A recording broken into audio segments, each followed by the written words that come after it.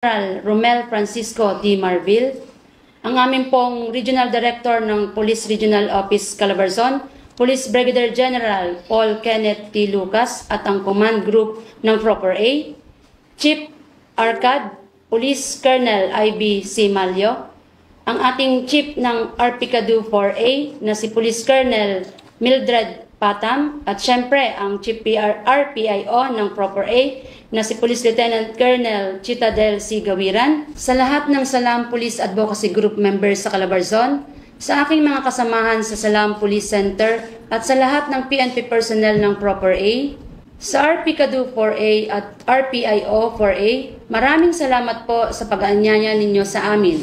Isang karangalan na isa po ako sa naging guest ninyo sa programang ito upang maimulat din sa komunidad sa Calabarzon ang aming mga gawain at tungkulin bilang Salam Police at sa ating komunidad.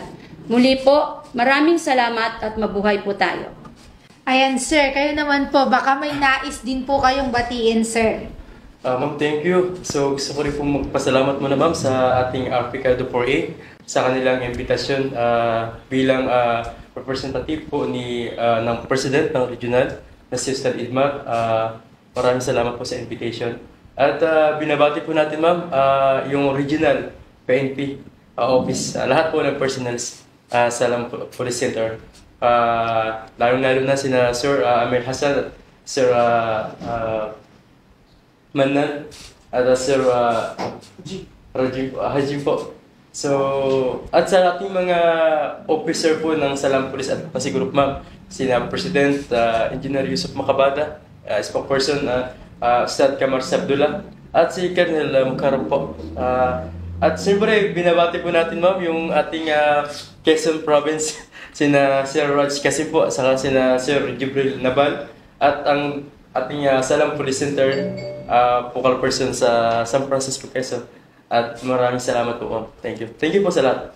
Ayan, so maraming salamat din po, ma'am and sir. Okay po, bago tayo magtapos, please follow, like, and share din po ang aming FB pages, PikaG Calabarzon New Account, ang FB page ng PikaG Tagapag-Ugnay.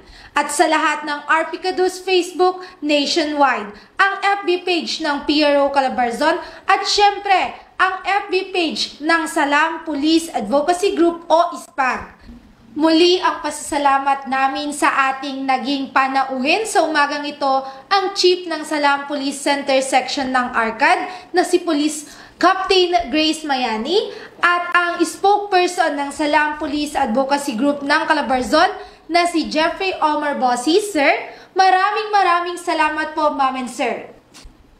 Ang aming taus-pusong pasasalamat sa lahat ng kapulisan ng PRO Calabarzon sa mga naka-duty 24 oras, LGUs, NGOs at ang ating mga force multipliers na ating katuwang sa pagpapanatili ng kaayusan at katahimikan sa Calabarzon.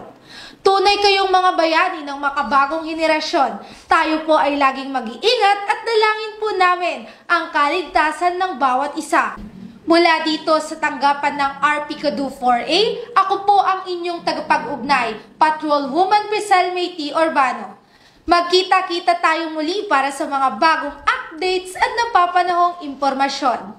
Ito pa rin ang inyong programang Usapang Pulis at Komunidad sa Calabarzon. Dito sa Bagong Pilipinas, ang gusto ng pulis, ligtas ka!